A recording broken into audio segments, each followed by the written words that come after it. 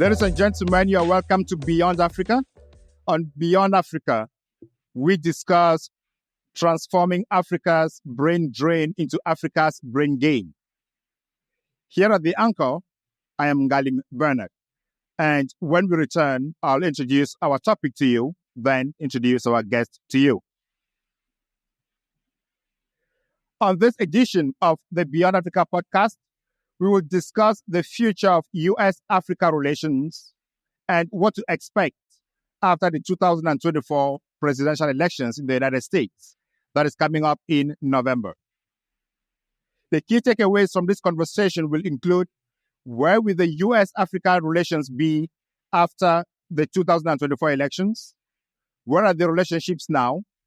And where would a Trump or a Kamala Harris victory at the U.S. elections take American relations towards Africa? Then, from the conversation, we would also hear how the U.S. is going to handle the declining reputation that the United States is facing in Africa, and if the current decline in democracy in Africa is going to influence the United States' reaction or the United States' relations with Africa. And when I come back, I'll introduce my guest to you. Ladies and gentlemen, you are welcome back to this edition of Beyond Africa. And who else can talk about these things but a man who spent 37 years of his life working in the United States Foreign Service with assignments in embassies in Lebanon, Kenya, Tanzania, Mauritania, Cameroon, and Sudan. And of course, he has been the United States ambassador to Burkina Faso and Ethiopia. But before I present this gentleman to you, may I request your favor? Kindly hit the like, share, and subscribe button. That is what helps us, and that is what keeps us going. Now, let me present to you the career U.S. diplomat who is our guest, and he is a professor and an author. I present to you Ambassador David Shinn. And Ambassador David Shinn, you're welcome to the Beyond Africa podcast. Thank you, Bernard. Thank you so much for agreeing to come talk to us. We are at a moment where the relations between the West in general and Africa is at a crossroads. And in the United States, there is this very important election that can move the trajectory of the U.S.-Africa relations. Are you of the opinion that the elections are very crucial in relation to Africa? Well, I think the elections are always important when it comes to our relations with any large section of the world. In this case, we're talking about Africa. So, yes, the answer to that is that it is important. It, I think, depends to some extent upon who wins the election. I think there will be a different impact on U.S.-Africa relations, whether Kamala Harris wins or whether Donald Trump wins. But in either event, it will be an important development. And that is a very important point to make because when we look at the America-Africa relations and compare it with America and other countries, say China or Europe, Africa appears to be an insignificant or a non-existent factor in determining the outcome of the elections or in determining the shaping of the foreign policy. But when we look at reports, maybe business reports or investment reports or reports that project into the future, they say Africa is the future of the world because of the population, the youthful population, and the availability of natural resources. Why is it, therefore, that in the United States, when it comes to shaping foreign policy, Africa is not a key consideration by either of the parties or either of the candidates? Yeah, I think the truth to that remark is sort of somewhere in the middle. It's quite true to say that Africa as a world region has always been at the bottom of the U.S. foreign policy priority list, irrespective of the administration in power since the end of World War II. This is not because Africa is unimportant to the United States. It's simply because, from a priority point of view, the United States has traditionally put particularly Europe, Latin America, which is our southern neighbor, Asia, because of its huge economic power, and to some extent the Middle and Near East because of the various conflicts that they have been engaged in over the years that impact the United States and also its economic power have been prioritized as more important. That doesn't mean that Africa is insignificant or unimportant. It just means that it has come up at the bottom of the list. Now, as you suggested, Africa is a young continent. It's the fastest growing continent. It's had a generally good economic run in the last 10 or 15 years in terms of increasing in the GDP growth rate. And I think the United States and other countries recognize that, and as a result are likely to pay more attention to Africa in the coming years because of its relative youth and its economic growth. Yeah, and the economic growth question, or the question about the economic growth, takes me to two directions. The first one is how the United States thinks about capitalizing on the economic growth on the continent of Africa to impact the economic growth in the United States, and the youthful population that is actually looking at leaving the continent of Africa. If we look at figures about the migration of maybe skilled and unskilled laborers or workers from Africa, uh, the nursing industry or the healthcare industry around the world is taking a huge chunk of the African population. And of course, everybody cannot leave. But with these two factors, economic growth and the migration of the African youthful population, can they play a role in understanding where the U.S. Uh, policy towards Africa is going to be in the near future? Well, we'll certainly play a role. I'm not sure it will be the deciding role in terms of how the United States views its relations with Africa. But just on the question of brain drain alone, if I could say in a very general sense, and it is a topic that I spent considerable time studying in the case of Ethiopia, going back about 20 years. I haven't done a lot with the topic recently, but it was my impression 20 years ago in the case of Ethiopia that brain drain out of Ethiopia was a really serious problem, and that it was largely a negative factor in African development because so many key Ethiopians were leaving, particularly in the health sector, the medical profession, nurses, and leaving Ethiopia with not enough people to staff the health sector. But I have seen where that is changing to some extent in Ethiopia, and I suspect it's changing to some extent elsewhere on the continent. That as Africa has improved its GDP growth rate, I think there's a greater tendency to not leave, to uh, take a chance on staying in place with the thought that there are good prospects in African countries for surviving in the economies of the African countries. I don't know as though there's hard evidence to support that sort of anecdotal view of mine, but I really do think that that is happening. And I see the brain drain as far less of a problem today in Africa than it was 20 years ago.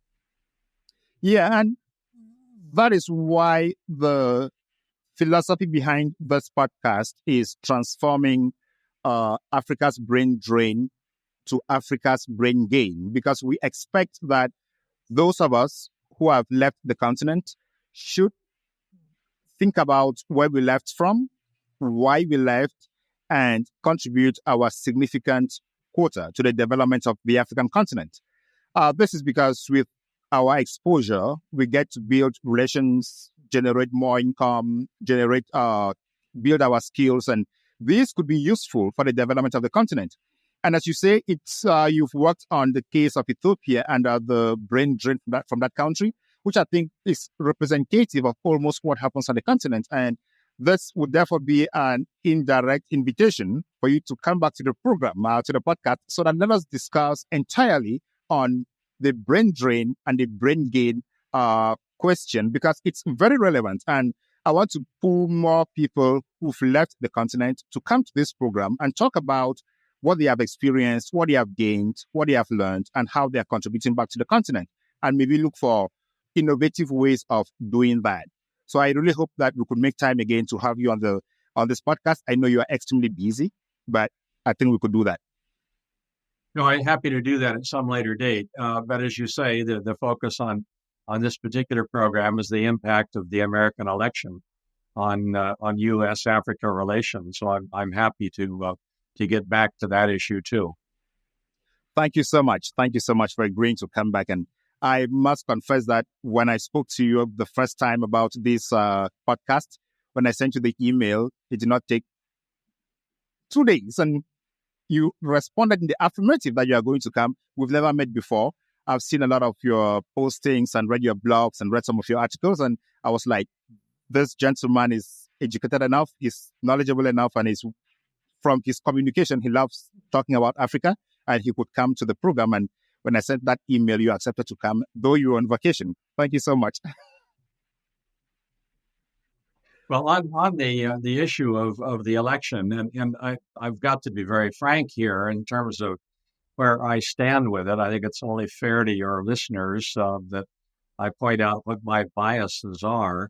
I'm a strong supporter of Kamala Harris and her running mate, and I'm not in favor of a return of Donald Trump to the White House. So that's my bias. But having said that, let me try to be as neutral as I can in explaining some of the differences that I see. And I have no direct connection with either campaign. I'm not an advisor to the Kamala Harris campaign, but I do try to follow where I think she is coming from. So what I comment about on both of these campaigns is simply my analysis of the situation. It does not reflect any inside information. But I think looking first at what might happen under a second Trump administration vis-a-vis Africa is that you would probably have pretty much of a return to what we saw during his first time in office. I don't think there would be significant changes from that period of time. And what we saw then was at the very top levels of the Trump administration, no particular interest in Africa. He did not visit sub-Saharan Africa. He may have made a trip or two to Cairo in connection with the Middle East, but there was certainly no visit in 4 years to sub-Saharan Africa, and no indication that he had any interest in visiting the continent during that period of time. Essentially, African affairs were farmed out to the bureaucracy, and arguably that was a good thing in that during most of his administration, the Assistant Secretary of State for African Affairs was Tibor Nagy, who was a retired career Foreign Service officer who previously served, among other positions, as ambassador to Ethiopia, effectively following my time there. And Tibor treated the continent professionally and tried to keep the relationship as much on track as possible. But at the levels of government above Tibor, there really was not a great deal of interest shown at all, and certainly not by the president himself. And I fear that would be a return to that kind of a situation. Now, the added information that we have that we can draw on is fairly limited. The Africa has not been an issue so far in the campaign. I'm not aware that it has come up at all in any of the rallies or any of the statements made by Donald Trump, nor has it become an issue so far in the very brief campaign that Kamala Harris has had. That doesn't mean that it will not become part of the campaign. It may very well become an issue. But traditionally, Africa is not a significant part of any politician's campaign. We do have the Project 2025, which I should expand upon somewhat. This is a conservative Republican agenda. Yeah, More Mr. than Ambassador, would have time to dissect these issues. I just wanted to, sorry for the rude interruption anyway. You've raised important points about Donald Trump's approach to Africa. And I was wondering if you have an idea of how VP Kamala Harris may approach Africa, though her campaign has been so short, but we could deduce that she would build upon what she did during her VP mandate with President Biden. Yeah, sure. I'd be happy to do that. I was going to come to that in any event. I think that Vice President Harris would, for the most part, follow the broad outlines of the Biden administration policy towards Africa. There will be some changes, clearly, but in a very broad sense, it will look a lot like what President Biden has done in Africa. Now, Kamala Harris has visited Africa. In 2023, she visited Ghana, Zambia, and Tanzania. She talked extensively about that trip, both during the visit and after the fact. Several things came out of that visit that struck me as significant. One, I had the distinct impression that as a result of that trip, that she does fully appreciate the youth and the vitality of the continent. I think that really deeply impressed her. She also was struck by the relative lack of women empowerment on the continent. And I think you will see under a Harris administration far more support for American programs that provide assistance or financing for programs in Africa that help women in economic empowerment on the continent. That seems to be a fairly constant theme in her comments on Africa. She also was deeply concerned about the digital economy. Now, that is something that has been raised in the Biden administration too, but I think there will be a higher priority should Kamala Harris win the election on supporting the African digital economy. Another couple of areas where she will continue to do what Biden started would be to have another session of the U.S. Africa Leaders Conference. The first one took place in the Obama administration. The second one in the Biden administration, and I would be very surprised if she did not have a third iteration of that should she be elected president.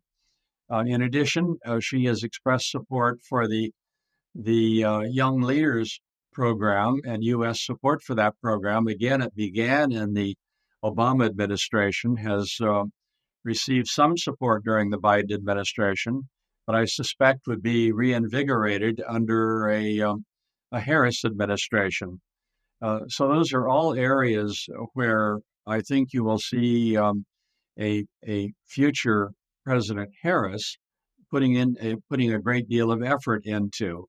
In addition to just supporting the programs that most previous American presidents have supported in Africa for democracy and improving the human rights situation. Well, I think all of that would be a package, in addition to other things that I'm sure are on Harris's mind that I'm not aware of, that would be part of her approach towards Africa. Thank you so much for this elaborate presentation on what both parties or both candidates might do as they have done in the past.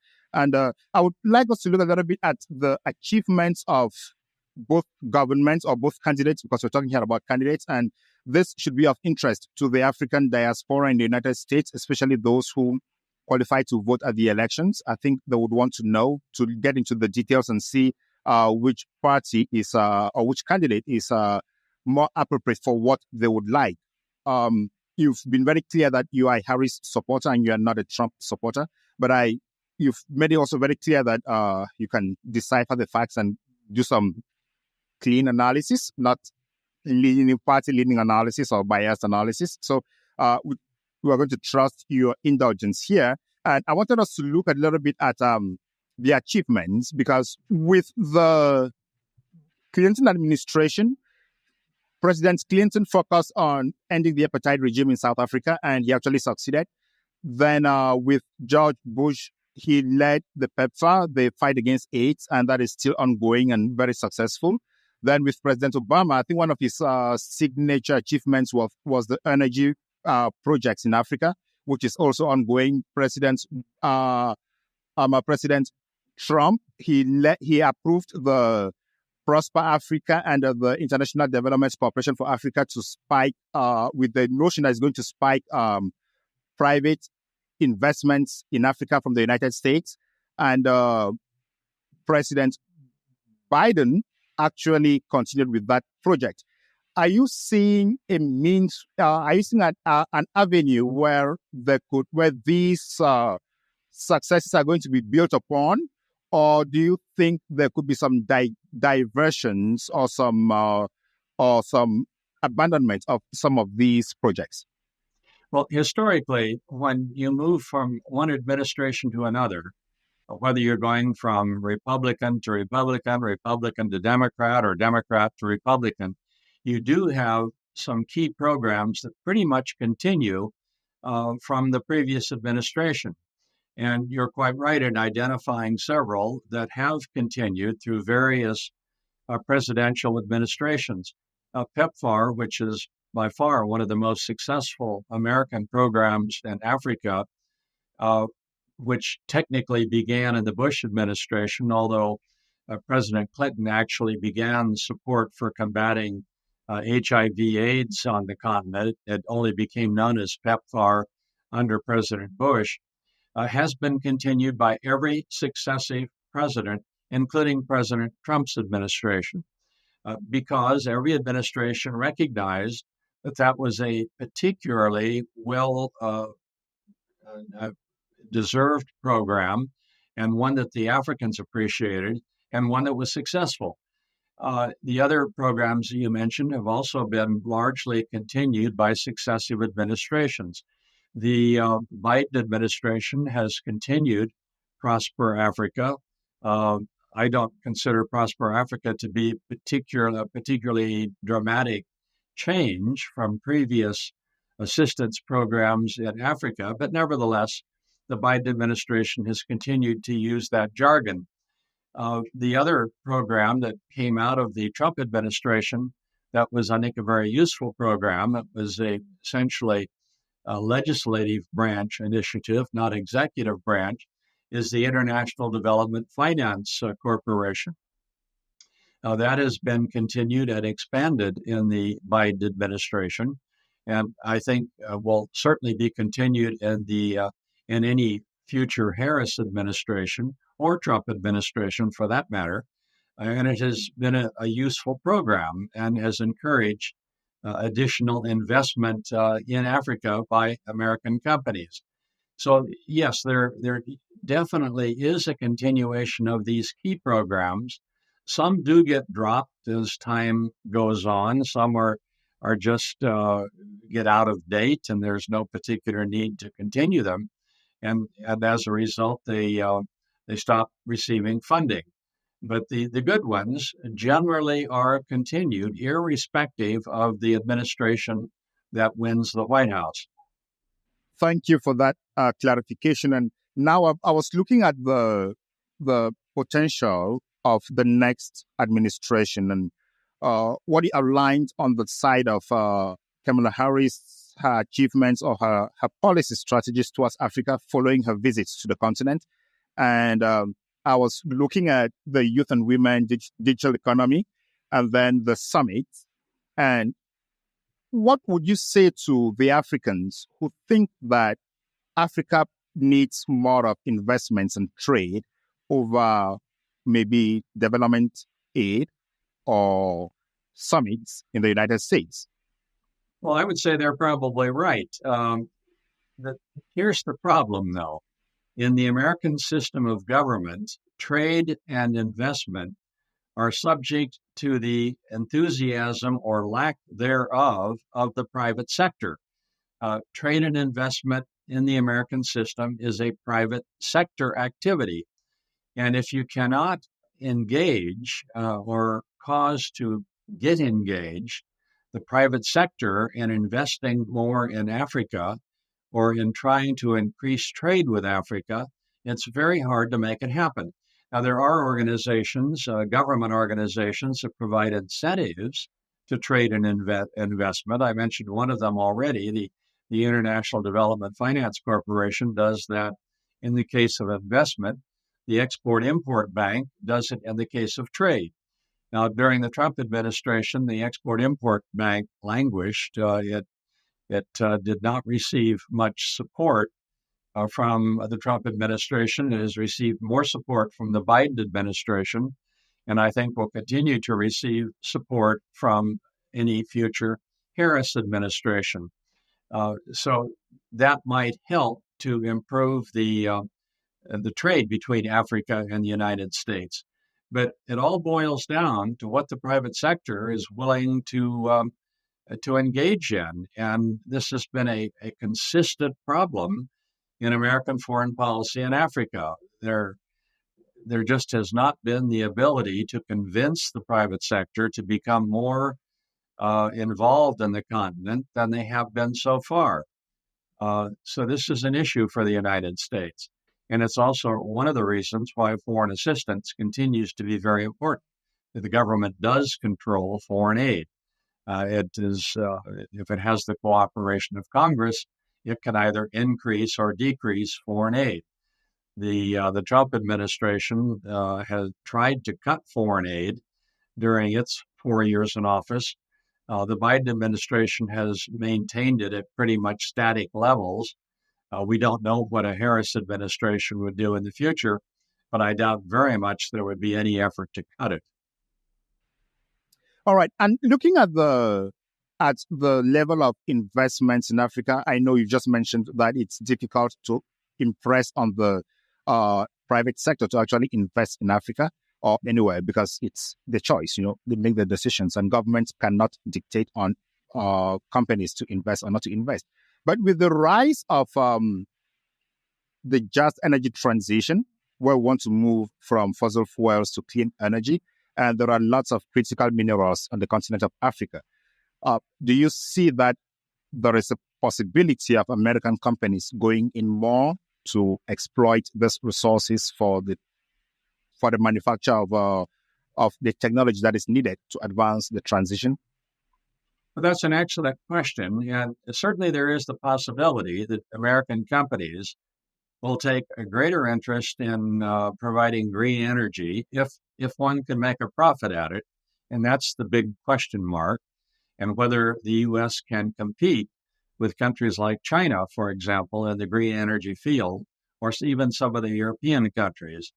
On the issue of critical minerals or strategic minerals, there clearly is growing interest by American companies in strategic minerals in Africa. But again, it's a combination of competing successfully with countries like China and others who have become very engaged in this area in Africa. So I think the interest is there. What American companies have to prove is that they are competitive in terms of competing with other governments or other countries whose companies are equally interested in these fields. I know you are a China-Africa expert, and touching on this highlights the necessity to go into a deeper conversation to find out how that may happen if the United States can outshine China on the continent of Africa. And maybe this is another invitation to have us talk about China, Africa, and how the United States could come in within that narrative. And because I find it very interesting to make Africans understand why they should make how they should make their electoral choices, and it should be a long-term thinking, not a short-term thinking. And the China, Africa, United States triangular relation is key to this, and that is going to take me to the next part of our conversation. But before that, ladies and gentlemen, if you're just joining us now, we are watching the Beyond Africa podcast with me, Ngalim Bernard, and our guest, Ambassador David Shinn. And we are exploring the question about the United States' relations with Africa and what the 2024 elections hold for the future. It's a very important conversation, especially for those African immigrants who are in the United States and have the right to vote. They need to understand what is at stake, what each party is proposing, and how to make the right decision. So you're welcome back. Ms. Ambassador, I wanted us to touch a little bit on how you think the Biden is gone, how you think the Harris administration may handle the question of exploiting natural resources from Africa, especially with the concept of the just energy transition. Because what we see is that there is a possibility of lowering the standards, the environmental and social standards, in order to meet demand. And if that is not reduced, do you expect that the American companies can actually come in? Because the Chinese companies come in and they don't respect all these guidelines to the maximum, meaning they invest less money, they put in less money in the investments, and it's easy for them to make profits.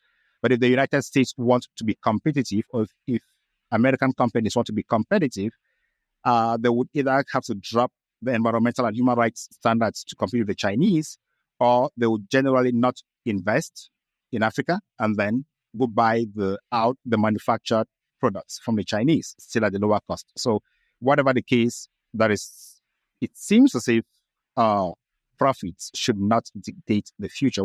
How do you think Vice President Kamala Harris might handle this issue in these elections? Well, you raise a very important and a very accurate point in that Chinese companies generally have lower environmental standards and are less concerned about human rights abuses than are American companies. Frankly, this gives Chinese companies something of an advantage when they are competing in a continent like Africa in the area of access to strategic raw materials or strategic minerals. If the American companies have to deal with different ground rules, as it were, and they usually do, not always, but normally they are more careful about keeping in the context of local environmental rules, labor regulations, pay scales, human rights concerns, etc., than do Chinese companies. So this is a problem. And quite frankly, it's not one that any administration, either a Harris administration or a Trump administration, can fix. The companies themselves make up their minds as to how they're going to treat these arrangements or deals in Africa. And if they feel that they must maintain higher environmental standards, and if they must observe labor laws more properly and work to avoid human rights abuses, they will do so. And that puts them at something of a disadvantage. So it's just a fact of life that American companies have to deal with.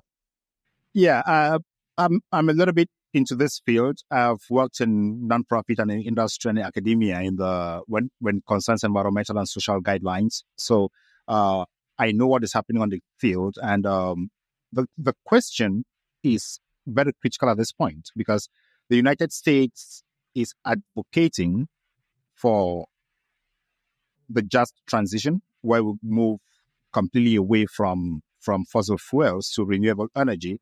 And it seems as if that advocacy may face difficulties, one on the side of environmental exploitation, but at the same time, the United States needs these resources. So I know VP Kamala Harris is a champion for clean energy, just like President Biden. Would, do you foresee a possibility where they could work to ensure that American companies that are moving out to exploit these resources could be held responsible at home for the violation of environmental or human rights or corruption or governance or labor rights while exploiting these resources abroad? Oh, perhaps you're getting into an area that I'm not sure I'm that expert on, either in the United States or in Africa. But clearly, there would be a desire by, I think, a Harris administration, should she win the election, to try to encourage American companies to follow good environmental standards, while at the same time trying to get more engaged in supporting green energy in a continent like Africa. And to do that is not going to be easy when you may be competing with not just China, but other countries too that have lower standards and therefore lower costs. And I think, as most of us recognize, Africa is very cost sensitive. They often uh, will pick the lowest bid or the cheapest price rather than one that comes with cleaner energy or better environmental practices or a complete understanding about labor laws, etc. So this is a bit of a conundrum, I think, for any American administration to try to encourage this sort of thing. I think we can go. I would go back to the International Development Finance Corporation and say it may be in a position to provide some incentives to American clean energy companies to go into Africa, and that those incentives might overcome some of the extra expense attached to their desire to follow good practices. All right. I think that's a good clarification. And I wanted to talk a little bit about the Trump approach to Africa. Like you said, the top level of government was not directly focused on African affairs, but his Undersecretary of State, Tibonage, who succeeded you in Ethiopia, and whom I hosted here a few months ago, I think it's a month ago. He was actually very involved in the relations between the United States and Africa. And I think he's very well known because he was actually taking the lead, unlike his successor, whom may not be very well known because she's not active, Ambassador Fee. She's not as active as Ambassador Naj was. Maybe because there is the administrations are handling things on the continent differently. But with that said, the Trump administration kind of implemented certain decisions. Like I want to take the case of Cameroon, where the Trump administration actually reduced the defense support that he used to give to Cameroon because of the violation of human rights coming out of the foreign aid money that Cameroon received. Do you think that is going to be a problem for the United States if Trump comes back to power? Because there is no sign that human rights are going to be a proper concern for some African governments going forward, if we look at the trend between 2020 and now? Well, the only real comment I could make on that is to speak very generally, and I think in that sense, the Biden administration and a possible Harris administration will pay more attention to human rights concerns than a future Trump administration will, based on past practice and experience. That doesn't mean that a Trump administration would ignore human rights. I think there are concerns that a Trump administration would have in the human rights area. And again, when you get to human rights in Africa, it's largely going to be determined by people in a Trump administration well below the president. I just can't imagine that President Trump is going to get much involved in African human rights issues. In the previous 4 years that he was in office, he got involved in very little. in Africa. And as I indicated earlier, it was mainly at the assistant secretary level where you had Africa policy made. All right. So I think this is helping us now to transition to the next topic I wanted us to talk about, which is a decline of democracy in Africa and the threats that could come with that moving forward. We know that the countries of the Sahel, Mali, Niger, and Burkina Faso have actually withdrawn from the ECOWAS because they organized coups and overthrew the governments, and now the military is the government in these countries.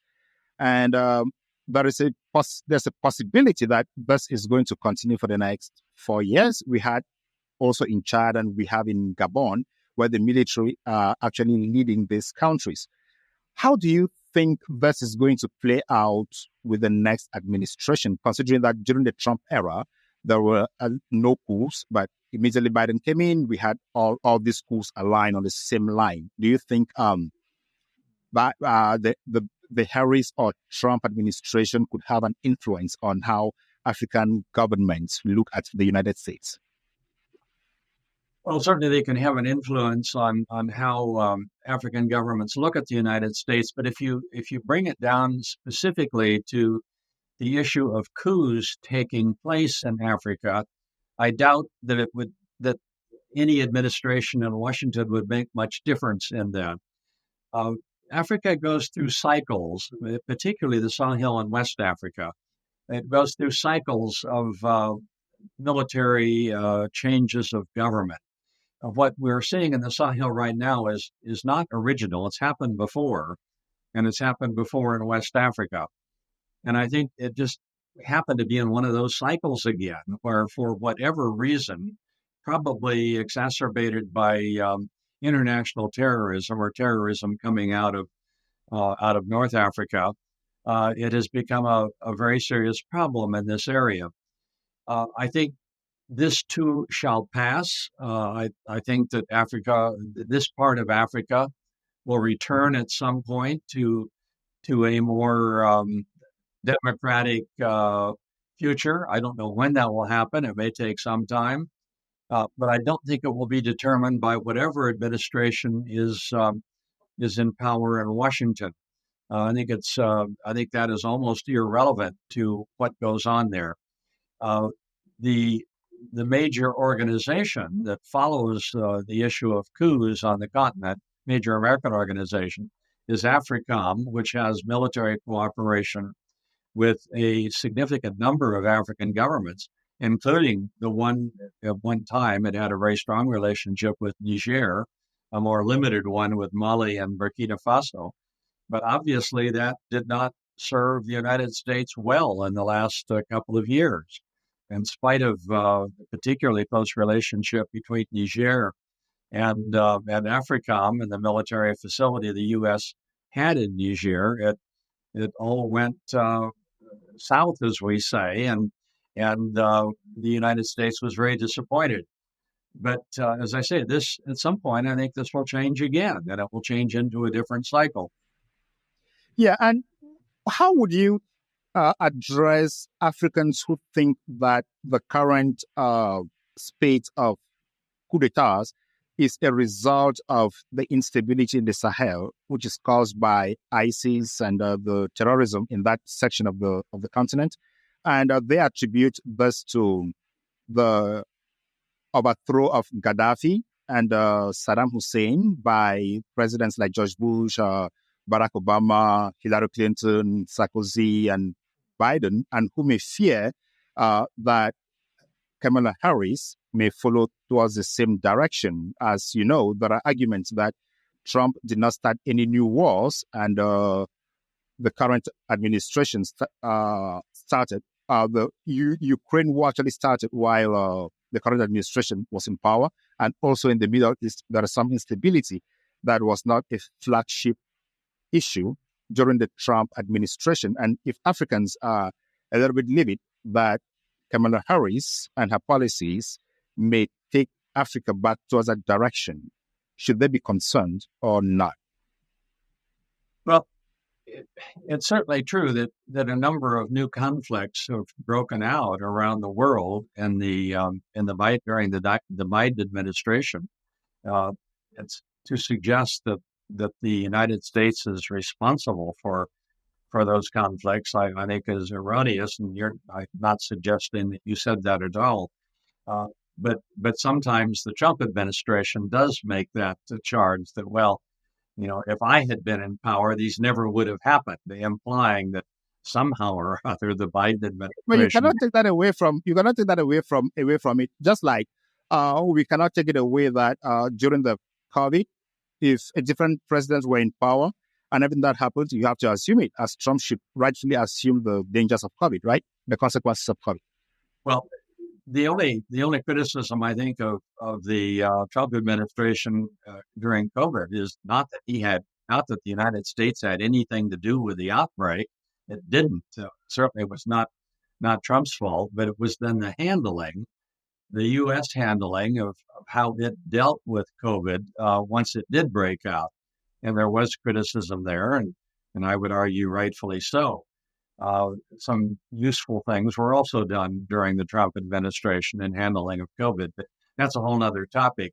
The point is that uh, bad things happen around the world during any American administration. And sometimes you can actually implicate the United States in those bad things. But those coups that took place in Africa, for example, or for that matter, the Russian invasion of Ukraine, or the outbreak of conflict in Gaza, I don't think you can attribute to any American administration. It's just that the timing was such that it happened during a particular administration. I think the difference with this one, like when I hear people talk on the continent, the difference here is that the instability caused in the Sahel by the overthrow of Gaddafi, and then the influx of ISIS and the circulation of arms into that region is responsible for the instability in the Sahel, and that pushed the military in these countries to actually fight. And the proponents of this theory actually say that the instability of the Sahel is down to the Obama administration, and he was there with Joe Biden, the actual president, and then Kamala Harris is the vice of Joe Biden and the potential future president of the United States. And they look at it as a policy of this stream of people who may actually, their policies may have actually led to this. And is it worthy to be concerned that maybe some other policy concerns could actually lead to some other instability because of what happened with the overthrow of Gaddafi? Well, one could certainly make the argument that the overthrow of Gaddafi, where the United States very much was implicated, had some very bad consequences, which we are now seeing the results of in the Sahel region. So one can make that argument. Now, a lot of other things happened following the aftermath of the overthrow of Gaddafi that probably contributed in a negative way to the situation in both Libya and in the Sahel region. But you had other bad things going on that I would not relate directly to the overthrow of Gaddafi. For example, the rise of al-Shabaab in Somalia. I don't know as though I see any particular connection between Gaddafi's overthrow and the rise of al-Shabaab, for example. And that is a very difficult situation in the Horn of Africa. So we're getting, I mean, one gets into some very complicated territory here in terms of explaining causes for all of this. And there certainly is criticism to go around. Maybe the United States should be criticized for allowing the overthrow of Gaddafi. Not that Gaddafi was a nice guy, he wasn't. But like Saddam Hussein, he was a very strong ruler who did not allow things to get out of control. And maybe they would have gotten out of control anyway had Gaddafi stayed in power. Maybe they wouldn't. We'll never know because you can't really prove a negative in this case. But I take your point, but I think I think the answer has to be a very nuanced one. So I take this view with a lot of seriousness because that is what is on the streets of Africa. But if you and I are having this conversation and we have other experts or people who go to look at reasons beyond the surface, we can understand the nuanced effects. But on the streets of Africa, they won't understand that there are other underlying factors that can actually lead to the displacement. And you mentioned something about Gaddafi being the bad man and Saddam Hussein also being a bad man. And that is one of the conversations on the continent that actually push Africans to say, but why, who made the United States the police of the world to tell them that presidents are bad or good and they need to be overtaken, and then they point at the outcome. And I think that is what it's a nuanced conversation because Africans want to have freedom, but sometimes the bad people are ruling them.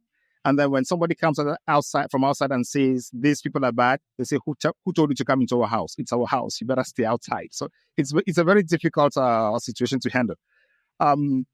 Did you have anything to say? Because I wanted us to switch. We are running out of time. Well, I would only point out on that particular point. You're quite right. I mean, I'm looking at this from an American point of view, and goodness or badness from an American point of view might not be the same thing as how an African or an Iraqi or Libyan would define goodness or badness. But looking at it from an American interest, there were deep concerns about what Gaddafi was doing. And remember, Gaddafi was the one who was behind the bombing of an aircraft over the United Kingdom that resulted in the death of a lot of Americans. So the United States had, and also was involved in other terrorist attacks aimed at Americans. So the United States had a bill of particulars against Gaddafi that perhaps Africans did not have, because Gaddafi was not necessarily attacking African interests. So we're looking at it in Washington from a somewhat different point of view.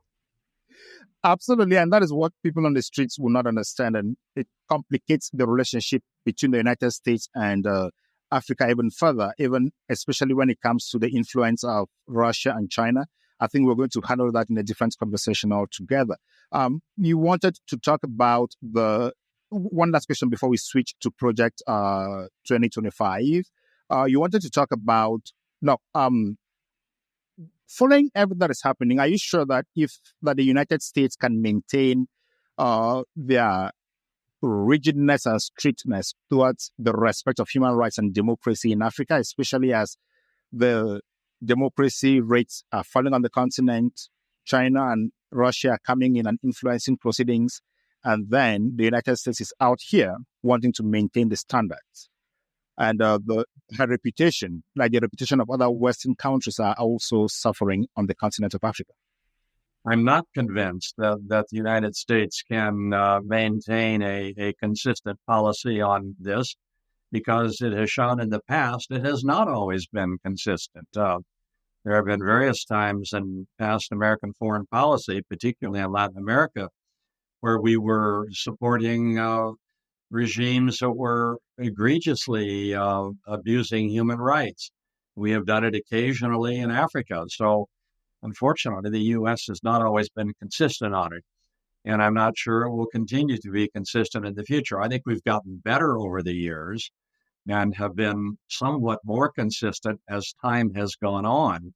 But no, I'm not convinced that we will be able to either one, retain consistency, or balance the concerns between our desire for democracy and the need to enforce human rights concerns.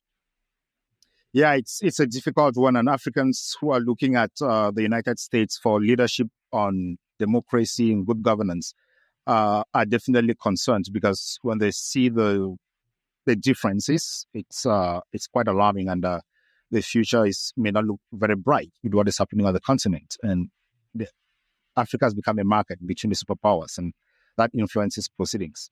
Yeah, let us talk about Project 2025. And what particular aspect of that Project 2025 in relations to Africa might you want to talk about? Well, I would only point out that, in all fairness, the former President Trump has tried to distance himself from Project 2025, which is a product of the very conservative Heritage Foundation. It's a 900 plus page long document. It covers every component of the American government. I've only read the foreign policy components of it. I haven't read the other parts of it.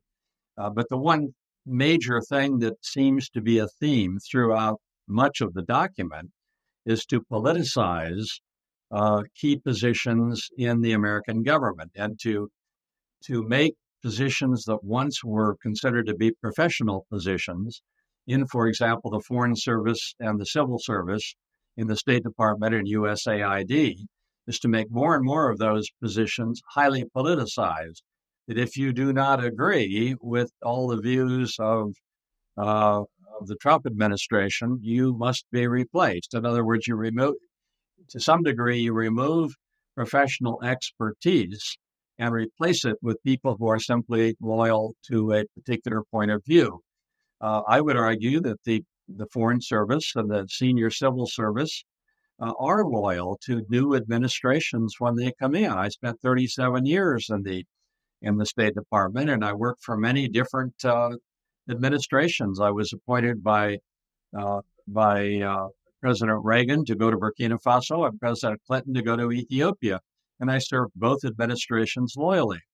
So I think the idea of trying to insist upon some kind of litmus test for being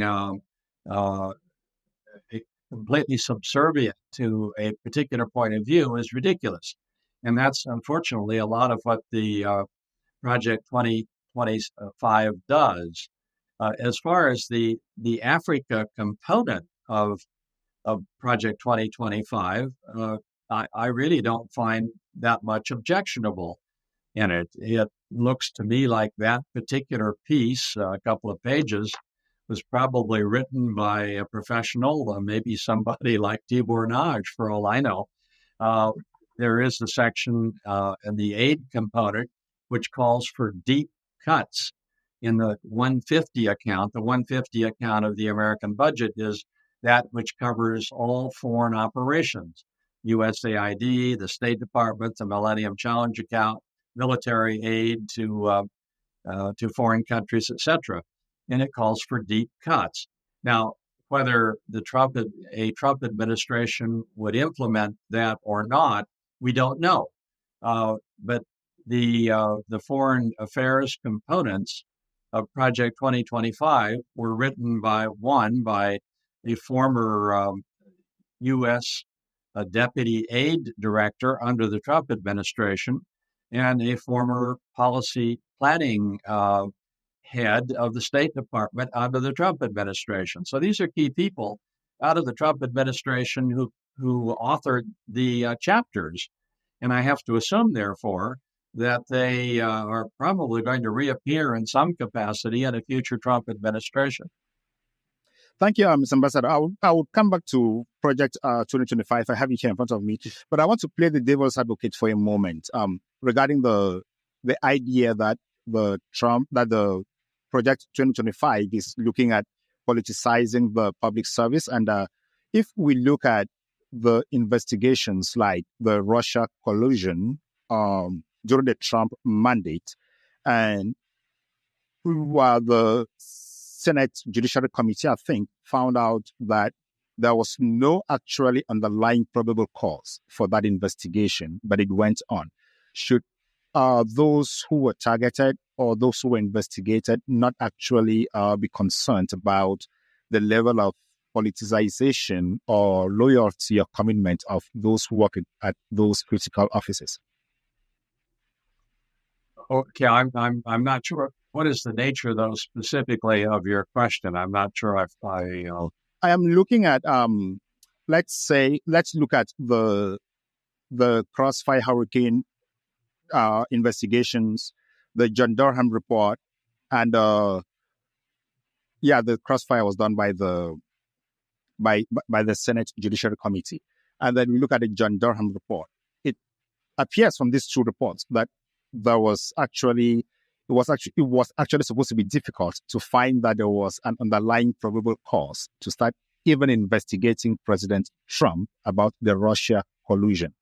I know this is mainly about the FBI and other departments that were doing the investigation, but should those who are shouldn't those who are concerned about the loyalty or the professionalism of those who led these investigations be concerned? Well, there may always be the individual who is not going to be particularly loyal to the policies of an administration, of a particular administration.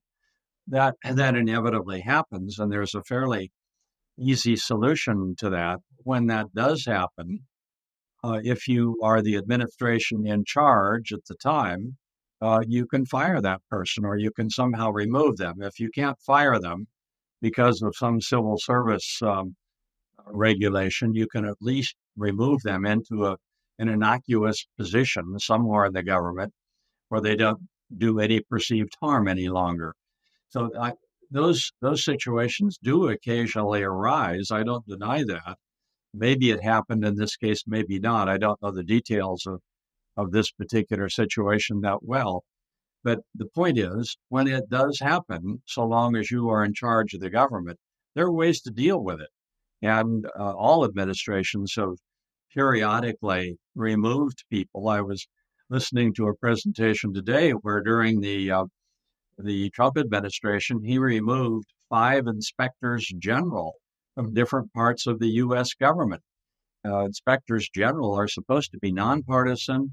They're supposed to correct problems within individual government agencies. They don't have any particular political flag that they fly, but for whatever reason, the Trump administration removed 5 of them from office. So you can do this sort of thing. There are other ways to deal with this, and rather than have a mass insistence upon replacing large numbers of career people with people who simply profess loyalty to a particular point of view. We have those people. All the secretaries of departments are going to be political appointees, and most of the senior people in all government agencies will be political appointees. But to then take that down to lower levels in the government, I think is a mistake, and that's what Project 2025 proposes to do. Are they talking about replacing or eliminating those positions from the central government? I have not read the American part of it, but I have read the African part of it. But I was wondering if, because the rhetoric I hear is they will have to cut off some departments or some services or some positions from the central administration to make it leaner and send back power to the states. I'm not too sure about the language in it. Well, the Africa component of it, I think, is fairly straightforward. The immediate impact there would be to simply lower down in the bureaucracy in both State Department and USAID and other components of the bureaucracy that have an Africa focus to them, or at least spend part of their time dealing with Africa, to appoint people who would be known to have professed their loyalty to in this case, the Trump administration, rather than be selected directly from the civil service or the foreign service. That's the only impact it would have. And I'm simply suggesting I think that's a mistake.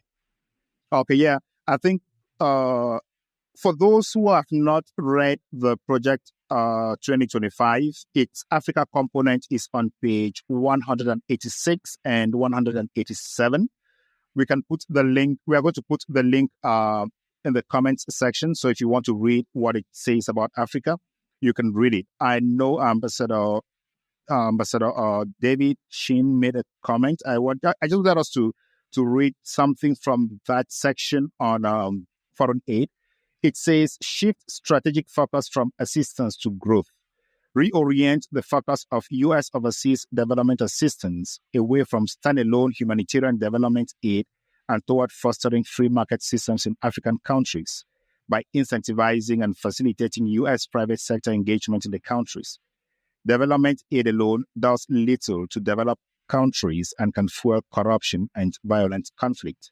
While the United States should always be willing to offer emergency and humanitarian relief, both U.S. and African long-term interests are better served by a free market, private growth-focused strategy to Africa's economic challenges.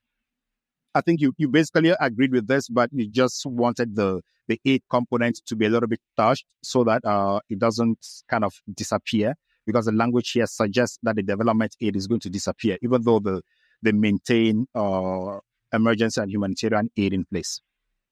No, I have no objection to that language. I do object to the cutting of the 150 account, which is called for in the foreign aid section of Project 2025.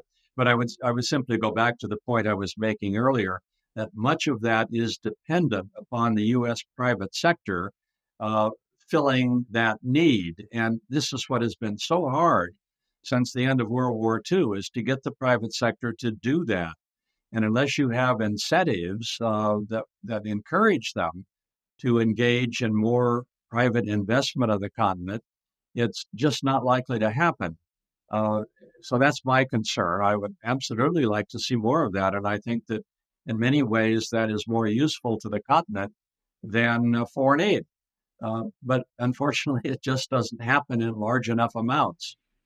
Yeah, it will be useful to see what the International Development Finance Corporation thinks, since they've been in operation for a while. Maybe they have some statistics and some numbers about that. I'll go look at the website after this conversation to see if there's anything out there.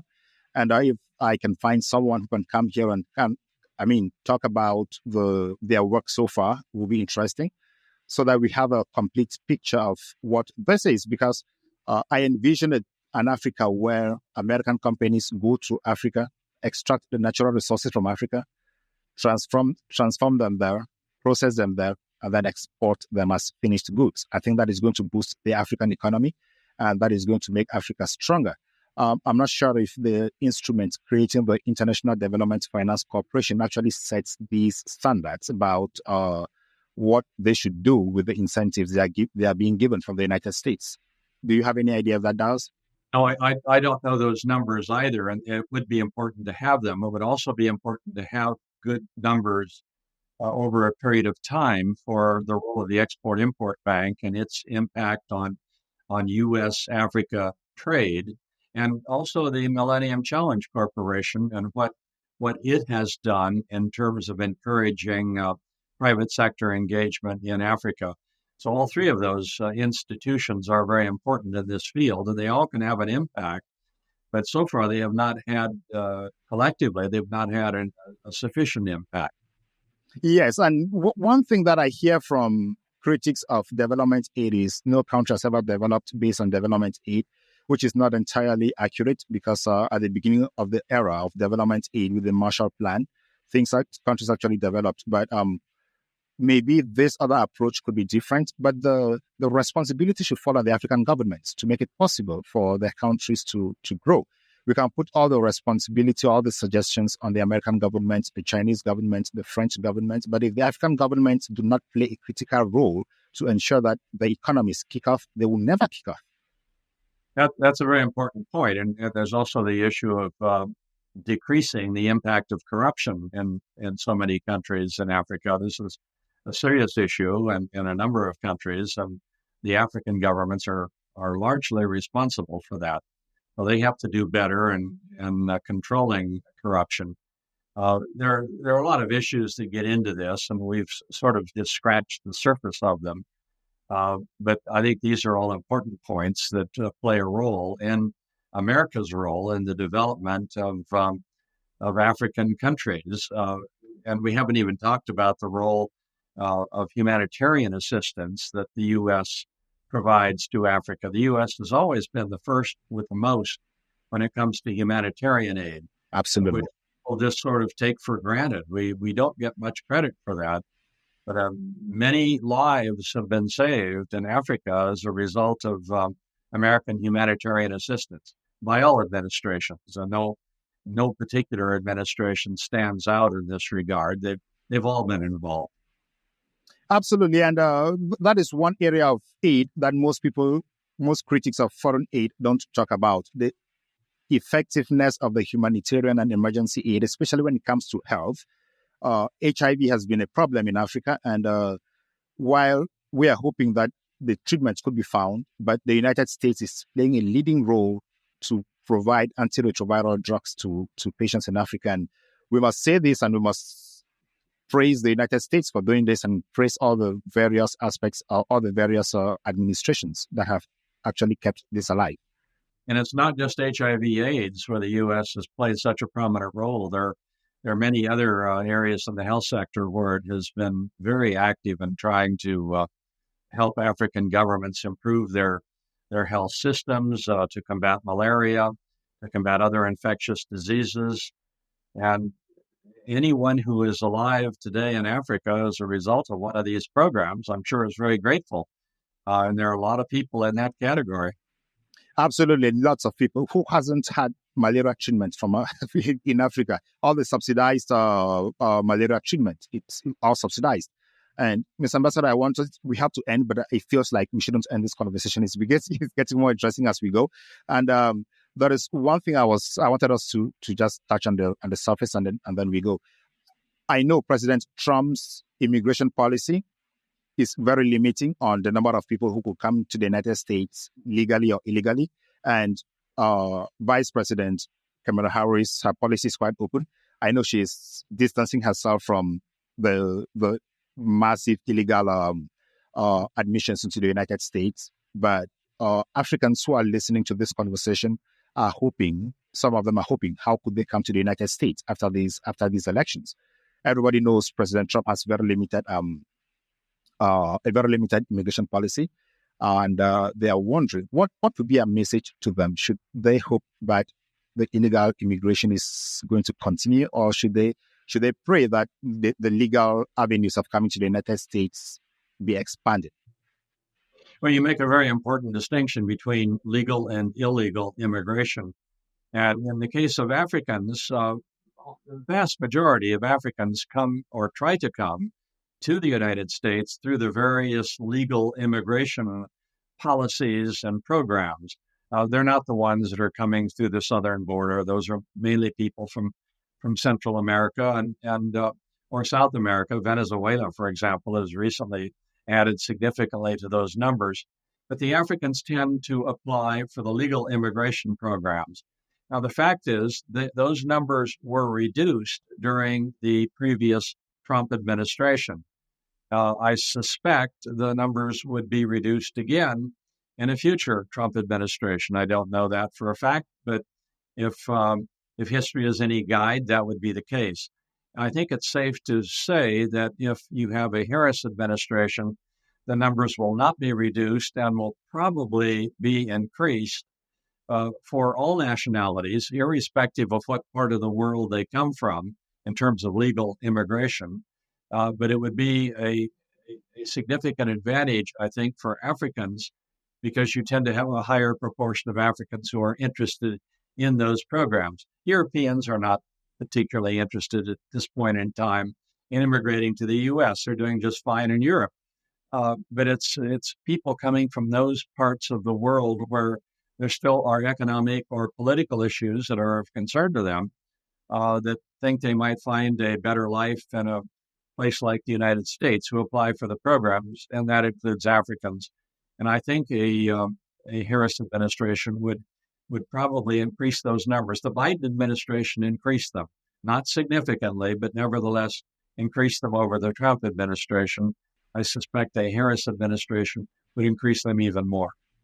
Well, thank you so much. I did not have time to look at the statistics before coming to the program. We should have shared it with everyone. But maybe when we are talking about the migration and the brain drain, we'll look at the numbers and kind of gauge how migration has been into the United States, maybe over a long time, and then ask ourselves why those of us who are here in the United States and have been here for a long time have not transformed the continent to cut down the migration so that we enjoy life out in the continent, because that should be our role. That effectively should be our role. We should learn what we are learning from here and take it back home to improve the situation at home. Thank you very much, Mr. Ambassador, for coming. Do you have any last words?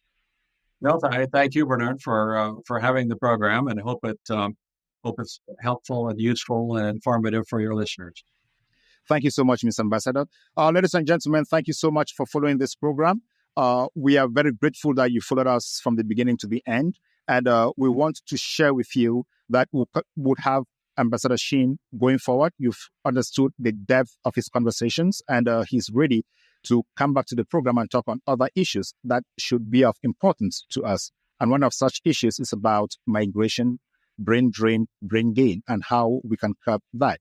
And it is important for this conversation and for this platform to ensure that we talk about this and see how we can improve the continent, because we have traveled out and we have learned what we have learned. What do we take back to the continent? And before I end, I have two requests for you. First request, in the comment section, tell us if you enjoyed this conversation. If you want to hear more, what do you want to hear, so that we provide you the content you want to hear?